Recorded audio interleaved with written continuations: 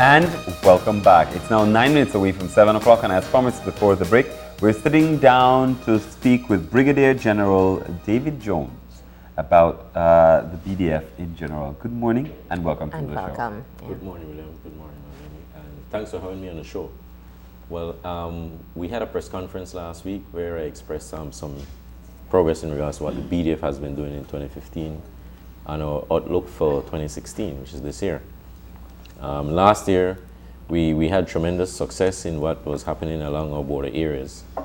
There have been a lot more patrols that were stepped up because of the advent of the additional conservation posts at the Caracol Archaeological Reserve, which stemmed because of the incident with Danikanaki.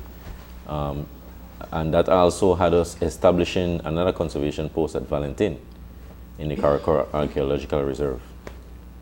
Since then, we've seen significant reduction in encroachments in that area, which can be comparable to what occurred in the area of Cebada and Rio Blanco. Rio Blanco was a hotspot area for us. We had tremendous success because, not just because of the patrols, but because of the assistance from the Guatemalans who went into the village of Monte Los Olivos and encouraged the people not to come over on the Belizean side to do any fishing or illegal logging or planting of agrarian products. That worked very well, and we were trying to replicate that in Valentin, and that's where we saw a lot of success in the area of Valentin. There are still some encroachments.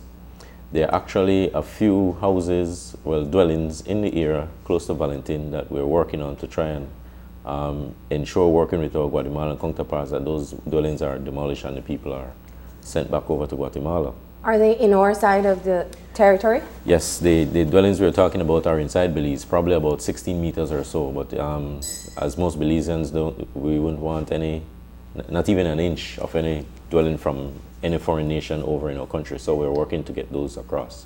Were those recent homes? It's actually a shop that is being used out there. The people who are there, they live over in Guatemala, but they come over to Belize, and then they use the shop and then they go back over in the evenings. They've been approached by our patrols already. They've been informed that they're in Belize and they're going to be removed. We're just waiting for the final decision now to give them the final notice that if they don't leave, then we're going to demolish the dwelling, and then they'll need to go back across. Are they cooperating at this point? They are cooperating. The OS has also gone there as well and informed them that they are in Belize. So the OS has gone there, verified the structures are in Belize, so these people will have to leave. Yeah. Now, this is usually a very contentious issue for people, and we know that it is not the first time that we have found dwellings that were at first questionable whether or not they're in Belize. We usually have the OAS go in and verify. In terms of being able to demolish the homes or move the dwellings, how was that decision made? You said you've given them warning, and at some point you will go ahead and proceed with removing the dwellings. Well, whenever our patrols come across these structures, they would approach the people and then inform them, because our patrols travel with global positioning system. They would inform them that they're in Belize, show them the map and indicate to them exactly where they are, because for the most part the people they indicate, they say, well, they're not sure if they're in Belize or in Guatemala. So the patrol commander will inform them, and after that the patrol comes into the headquarters and then informs us. We take notes of the grid reference and we send the information to our Ministry of National Security and also to Foreign Affairs. We have an intelligence committee meeting that meets at least once a month. We discuss it there, and then if it's a matter like a dwelling inside Belize, we take it to the National Security Council, where the Prime Minister is informed, the Minister of Foreign Affairs is informed. But just prior to that, the OS is informed, and we ask them to do a verification. They go out on the ground along with us to the area and meet up with the people, and they take their GPS and verify where exactly the dwellings are. So in this case, it was verified by them. They indicated to us that it is in Belize, and then it's up to Belize now to take action to get them back over to Guatemala. How many persons and how many dwellings? It's 2 dwellings are in the area in question. There are about 3 persons in question, a family of about 3. And we probably by by next month, we should see them move back across. What has the response been from the Guatemalan side? Well, they cooperate with us Yes. because whenever the OS does the verification, they also get informed simultaneously with us that those dwellings are in Belize and they will need to be removed. So they have no issue with us cooperating with us, working to ensure those people go back into Guatemala. How far up does the correspondence go? Is it just military to military, or is there something done to contact the Foreign Affairs through our Foreign Affairs Office? Okay, when the OS does that verification report actually goes to the Ministry of Foreign Affairs. So the Minister of Foreign Affairs gets that To both Foreign Affairs? to both okay. Foreign Affairs in both country, and that letter is also copied to the Commander Belize Defense Force, to me. So I have a copy of it, so I'm aware. And I disseminate that to our officers so they're aware, and especially our operations officer, because it means that we will have to take some action based on the fact that the dwellings are in Belize. But we wait for the final direction from either our ministry or from national security based on the sensitivity of what is actually on the ground. How Now, far so- in is the, sorry? That one is only about 16 meters, so it's quite close. Okay. And how do you determine on a timeline? Because for some people it would mean they're in Belize, immediate expulsion. How do you decide on that timeline, and how is it more a diplomatic kind of approach, or how do you maneuver that? Well, we try to do most of the expulsion of those people diplomatically when they're inside the AZ. If it's an issue where they're outside the 1 kilometer adjacency zone, it is done immediately. But because of the protocol signed between both governments, if it's within that 1 kilometer, we try to get the diplomats involved if it's necessary. But normally the OS is involved. Every time it's within that kilometer, the OS is involved. So as soon as it is verified, it will normally be shortly after that people will be expelled. Just to clarify, so you're saying it's 16 meters in Belizean territory, territory. but within the adjacency zone, Within the adjacent which is zone, why it's being done through this diplomatic through the channel. diplomatic channel. Had they been outside, they would have been removed already. Because the direction that I passed to the patrols down, that as long as it's outside, we expel the people and then we destroy whatever dwellings are there.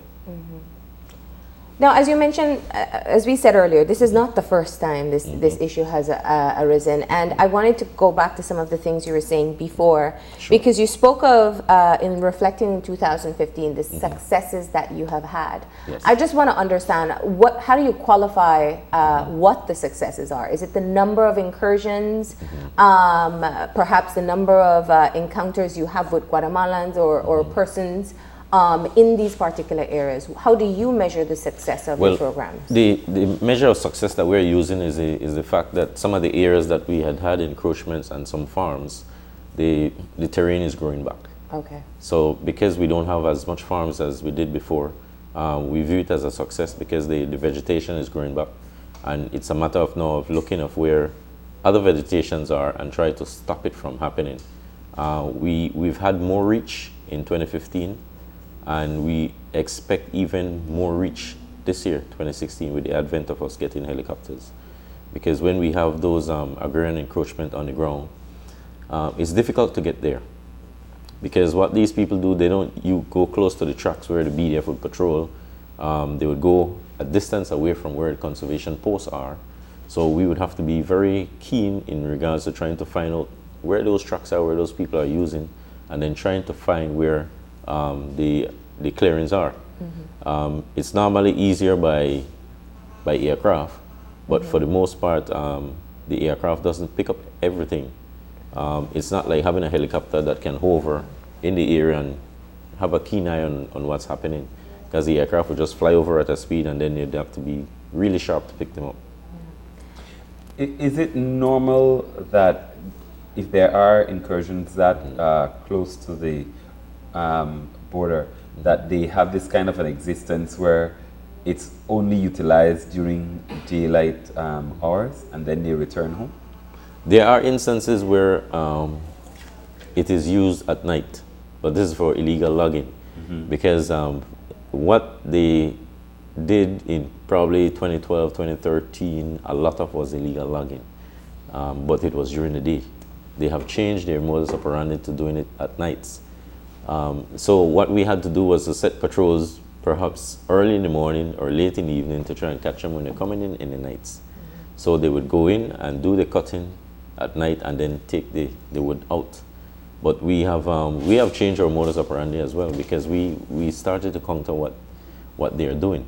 And there has been less illegal logwood cutting last year than in previous years. So that has been viewed as a very good success. So that's a measure of success That's by a the measure of numbers that success. you typically see. Yes. How do you know they haven't moved to a new area? Well, we have, apart from inside the Chiquibull and the Caracol Archaeological Reserve, we have patrols all along the border. So those are monitored. And it's also monitored by the air, because we have our aircraft that fly over once a week to look at the entire borderline, to check on any new developments. And if there are any, then we send patrols in. For most of last year, our aircraft was down, so we didn't have that much success. But later, the later half of the year, when the aircraft was back up, then we had huge successes, because we saw the clearings and we went and arrested the situation. Now, later part of last year and this year, we are going to step up now for 2016. Instead of having the aircraft do just one patrol per week, they're going to do it twice a week. So are those regularly scheduled, or regular schedule? is it on a random kind of It's basis? it's regular schedule, and it's also going to be done based on intelligence information that we receive. So if there's an area that has been passed to us that there's possibly an illegal airstrip somewhere in the jungle, or there's an illegal encroachment in regards to a farm or a dwelling somewhere, we send the aircraft immediately to go and have a look at it. If it is confirmed, then we send the patrols in. Just recent, we've heard that there's possibility of an illegal airstrip in the area of the Sarstoon, on the north bank of the Sarstoon, which is in Belize. So we would send the aircraft in there to go and verify. Because normally when we get information like that, it's probably within 2 or 3 days, then an illegal aircraft would land, presumably with drugs in those areas, and then leave. So that's the way we use the aircraft.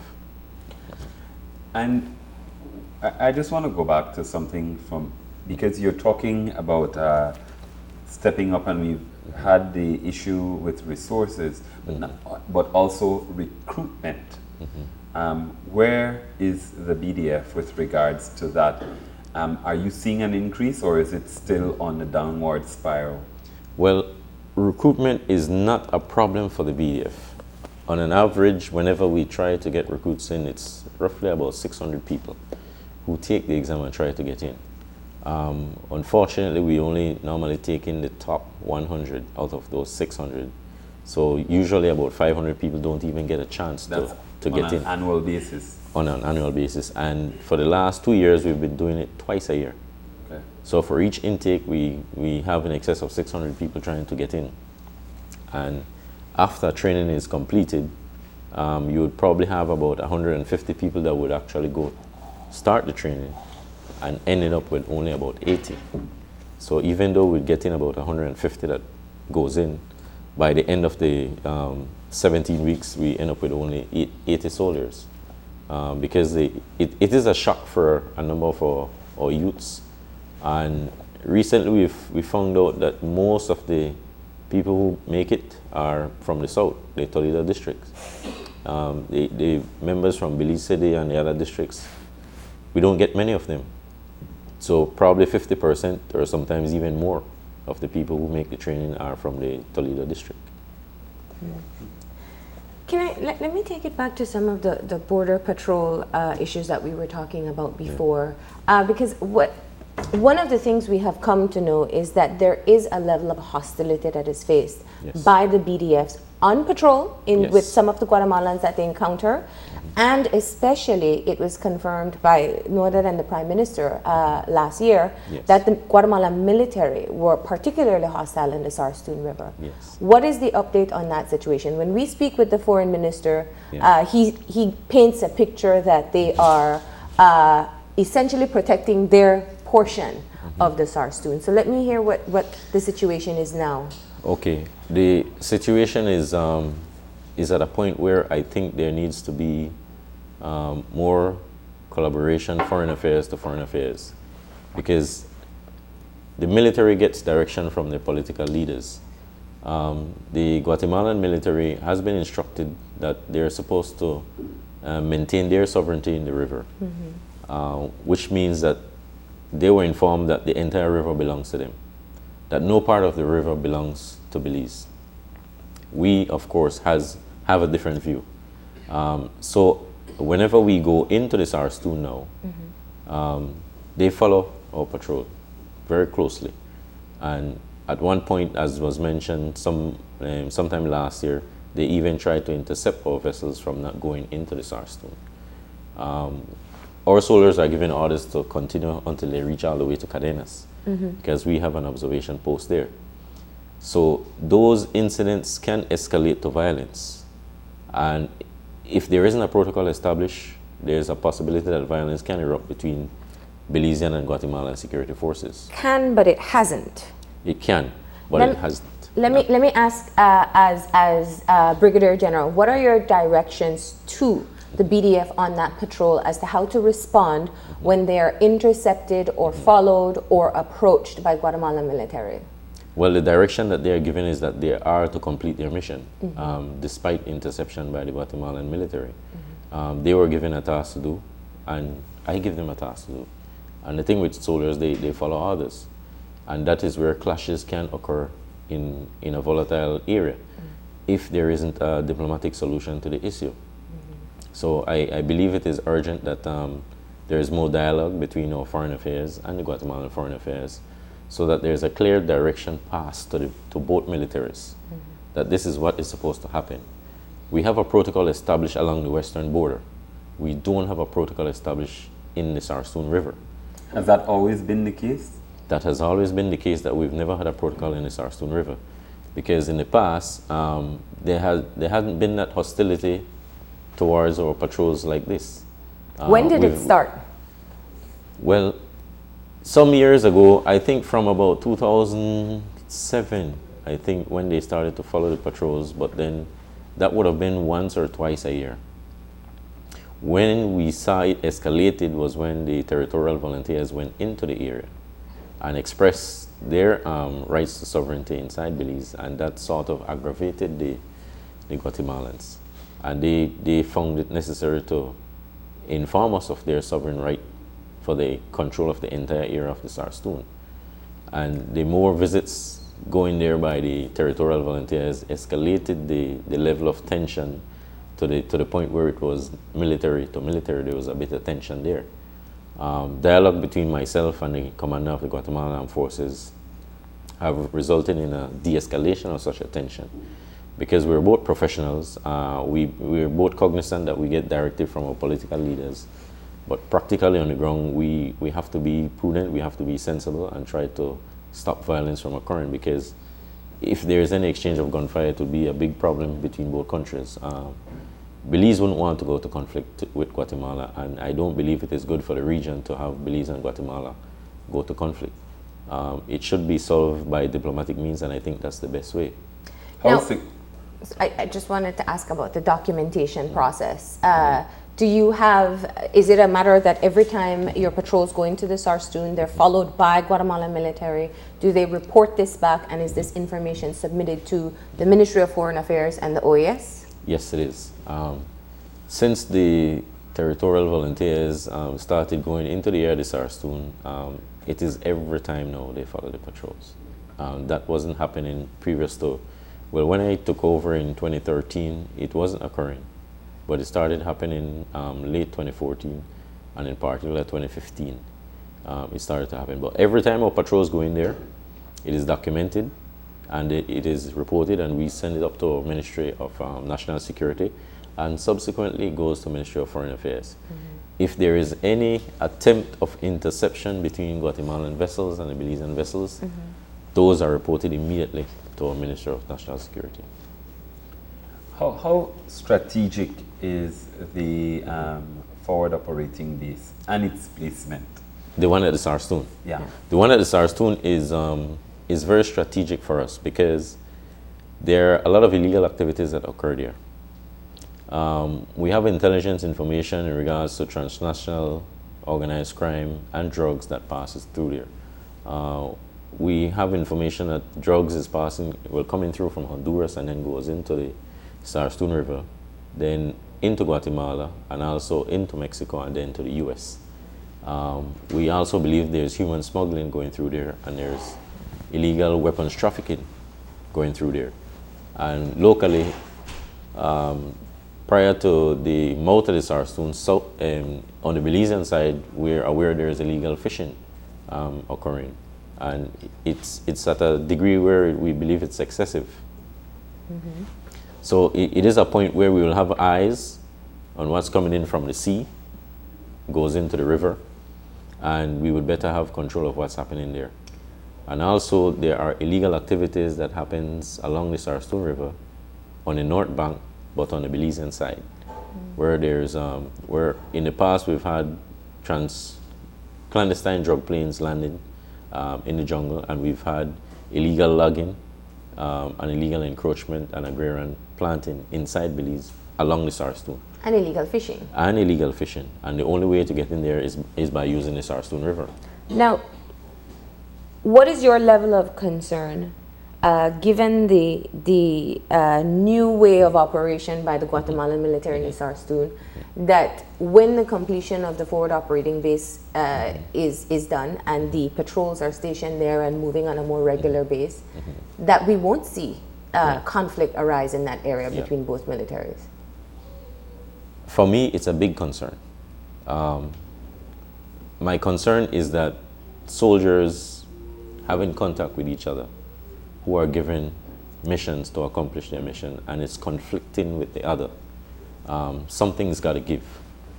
And if you have soldiers or officers on the ground who doesn't have that patience or temperament to try and solve things diplomatically, it could resort to violence.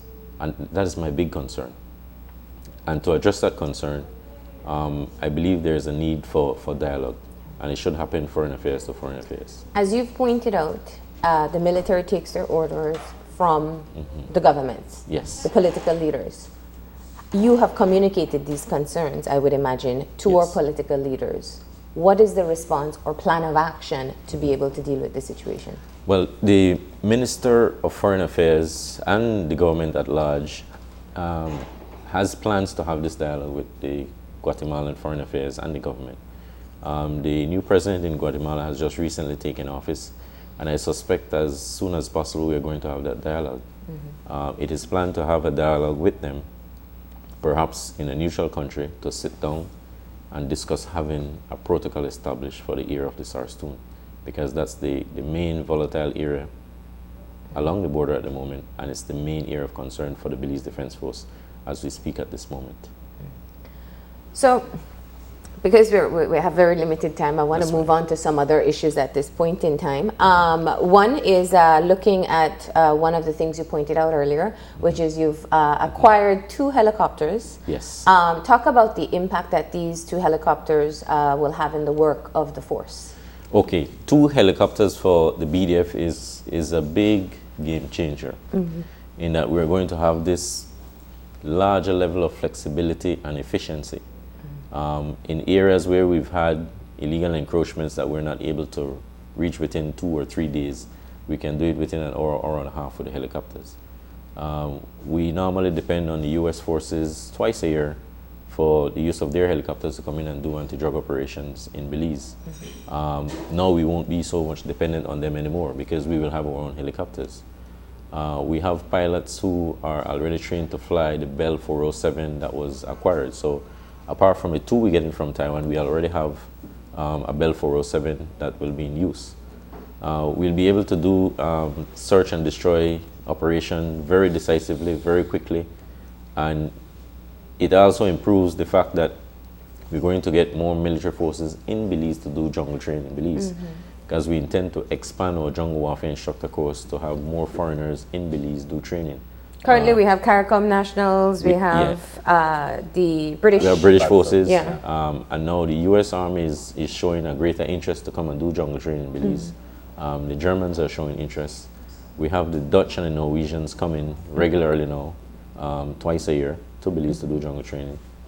But they don't have that helicopter coverage to military standard. and that is what Belize will provide now. The BDF will have that coverage. So with the advent of us acquiring these helicopters, we will see much more military force willing to come to Belize now to do jungle training with us. What's the benefit for the BDF in that regard? Does it bring in financial? Yes. There's great benefit because there is financial benefit, there is economic benefit, first of all, to the country. And there's also economic benefit to the Belize Defense Force because we do, apart from cross-training we do with these military forces, they also pay for some of the training that they come and do here, and it goes to the government, and some of it will come back to the BDF to uplift the resources that we have. And looking at the issue of regional security, since we're speaking about a number of different issues, one of the issues that will be discussed at the CARICOM meeting within a couple of weeks is regional security within the Caribbean, and specifically looking at threats to terrorism within Caribbean countries, the Caribbean community countries. Yes. Let's talk about what's happening in Belize in terms of our monitoring as to what is taking place. Okay. Our intelligence arm is the main agency that tries to prevent terrorist acts or terrorist individuals passing through our country. There are individuals passing through Belize and the rest of the region going up to the US. There's an illegal network occurring within the region. And Belize cannot function on its own. It needs the rest of the region to cooperate. So it's necessary to have these meetings and for the intelligence community to meet and share information. Each individual country in Central America and in the Caribbean have their own intelligence information. But what I believe is a disadvantage for us is that we don't communicate with each other.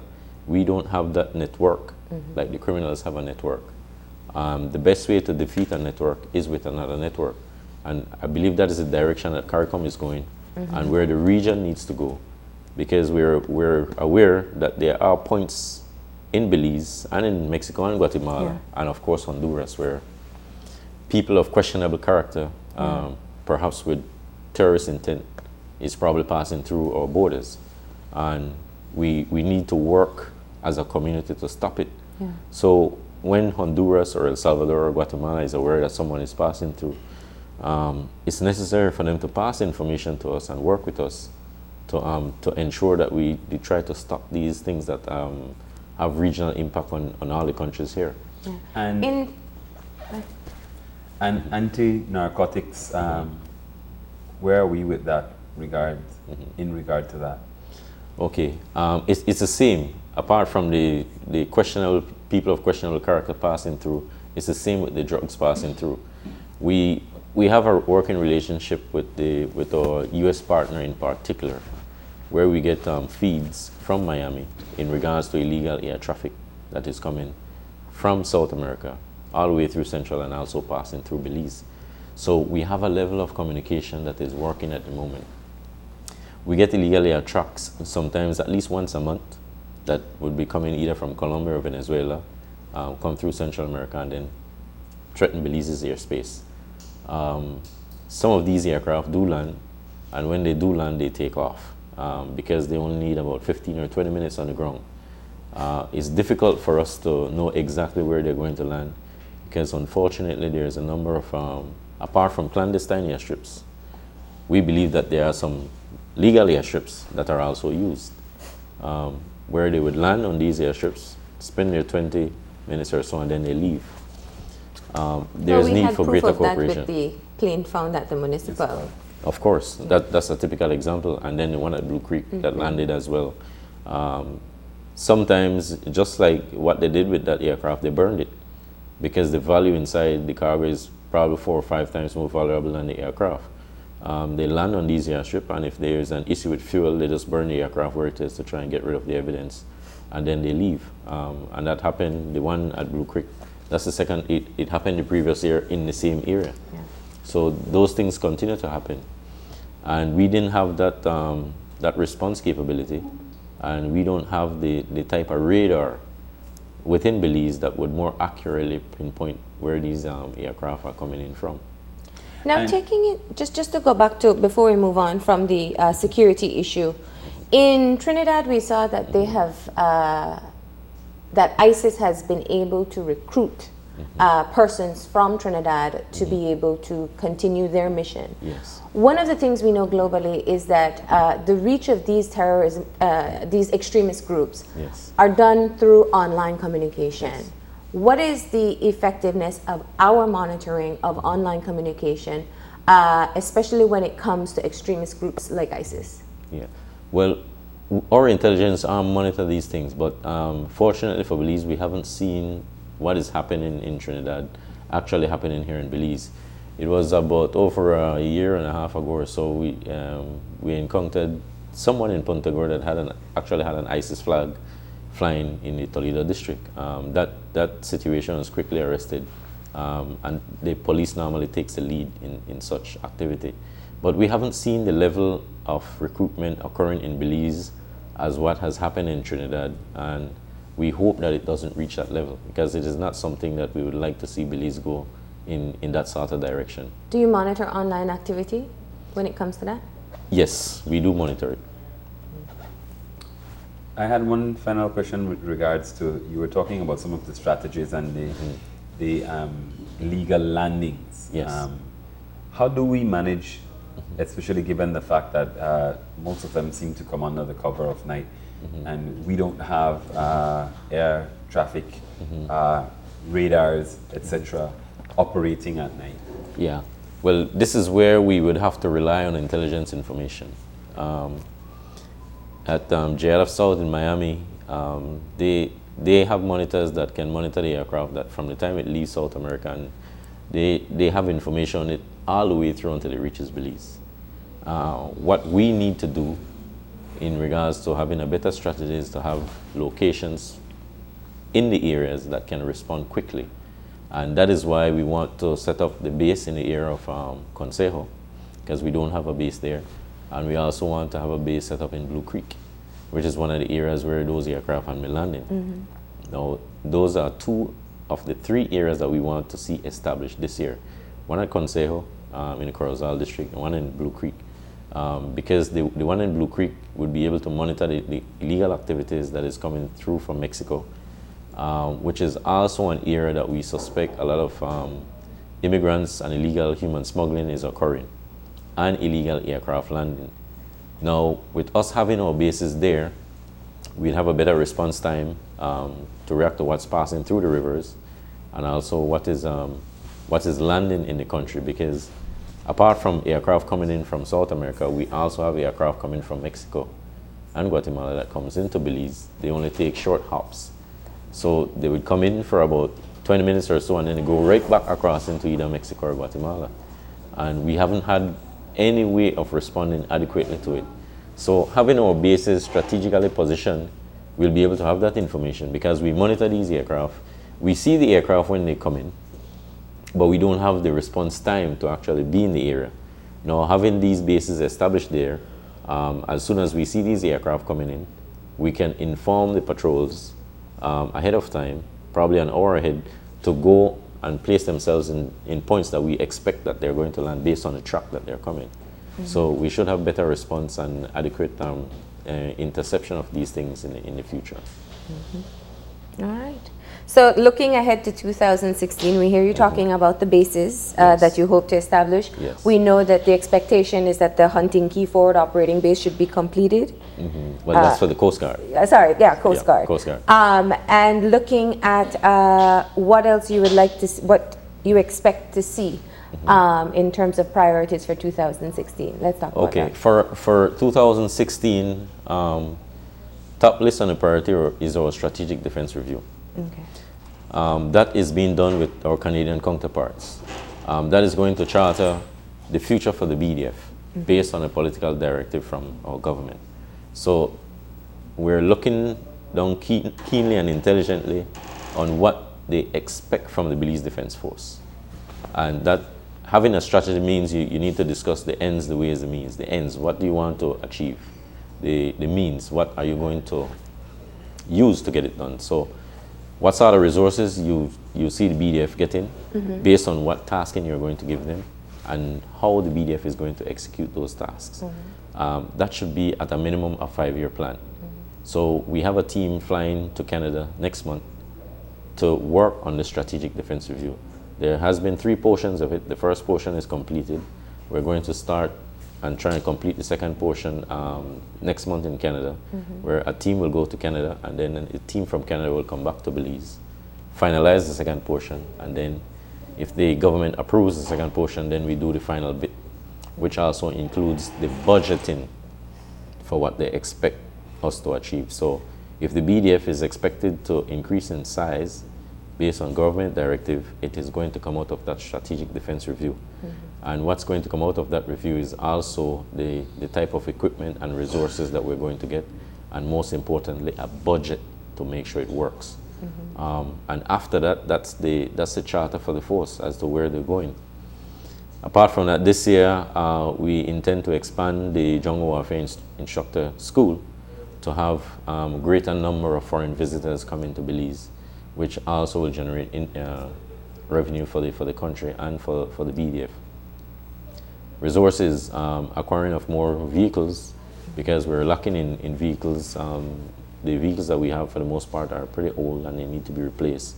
So we expect to get some new vehicles this year for troop transport and for administration. The bases in particular, the strategic location for these bases, Consejo, Blue Creek, the Sarstoon, those, we would like all of those to be established this year. And also, possibility also the one in Sebada in the Chiquibul National Forest Reserve. That's the area along the western border now that needs to be arrested. We've worked on the 2 hotspots, and now we've solved those 2, and now we need to work on the 3rd one. So we'll see a focus in Chiquibul this year. Of course. That one we work with FCD. Yes. Mr. Manzanero has been working with us. We've decided on the location, and we're aware how much it's going to cost, and there's a need to construct a road there. It's now up to the finance to be provided. As long as the finance is provided, we will have another base in the Chiquibul National Park, Sebada. Well, Brigadier General, we want to thank you for joining us this morning and for giving us a very honest look as to what has been taking place in the work of the BDF. And of course, you're always welcome back to give us other updates. Thanks so much for having me. All right, we're going to have a break, and when we come back, it's for Brock It Down with Miss Jenny. Stay tuned.